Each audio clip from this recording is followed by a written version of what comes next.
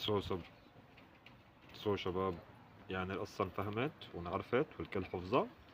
أول شغلة لازم نكفر أو نلحد أو نسب الرسول صلى الله عليه وسلم عشان نصير الجدل.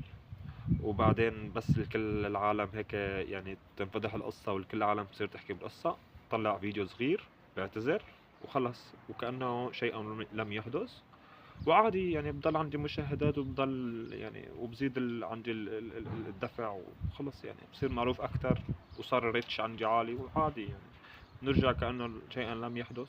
و بعرفكم يعني ما حدا كيف قلت لكم، يعني بعرفكم بنضحك عليكم بكلمتين يعني، فعادي. يعني هذا مو أول واحد بيعملها ولا آخر واحد بيعملها. الخراوي قصدي السلاوي. وانتم صراحة يعني